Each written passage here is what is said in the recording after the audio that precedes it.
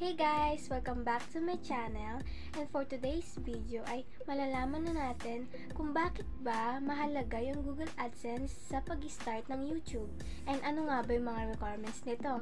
So if you want to know, let's get started! Today's video nga is about Google AdSense.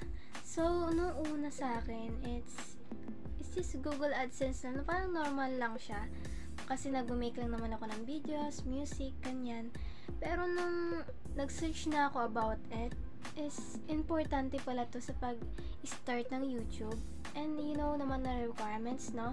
Ang requirements talaga sa pag-start ng Google AdSense is 1K subscribers and 4,000 watch hours.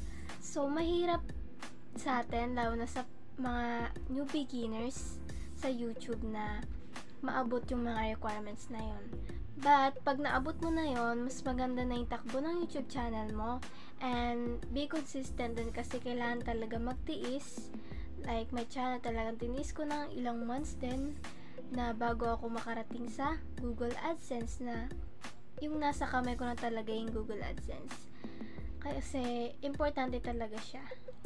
Pag na-achieve mo na yung 1,000 subscribers saka 4,000 watch hours, mag-email sa'yo yung YouTube about sa Google AdSense. So, yung una, ipifill upan mo nga yung Google AdSense. Kapag natapos mo na lahat, yung ipifill up, maghihintay ka ng sulat para sa kanyang email ulit kung kailan mo siya makukuha, hanggang kailan mo siya makukuha. Kasi yung sa akin, nag-email sila pag 3 to 4 months na hindi mo pa siya nakukuha, mawawala lahat ng AdSense mo sa video mo.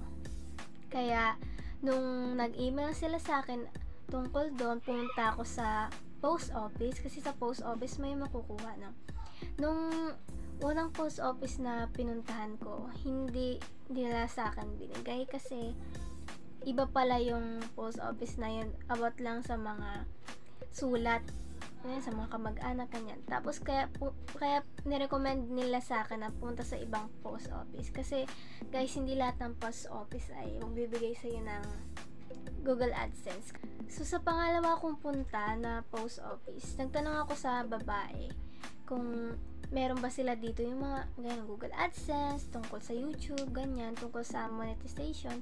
Sabi niya, meron. So, sinabi ko yung pangalan, yung nakapangalan sa Google AdSense ko, and hinanap ko siya.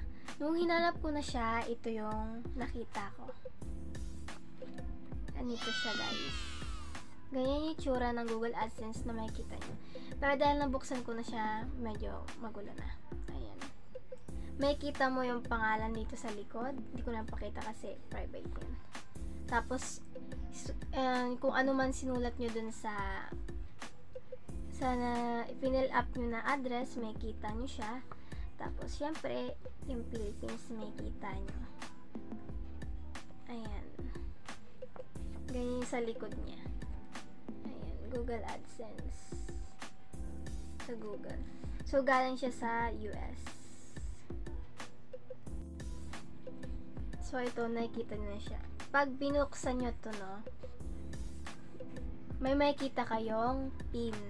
Yung pin na yon ilalagay nyo sa YouTube nyo. Tapos, ayun, tapos na. Tapos, kailangan nyo na lang ng kailangan nyo na lang kumita ng $100 para makuha nyo yung sweldo nyo sa YouTube. So, yun lang guys. It's about Google AdSense. Kung ano lang naman yung in-experience ko, yung in-explain ko sa inyo. Don't forget to subscribe to my channel. Support na lang tayo guys. And, goodbye!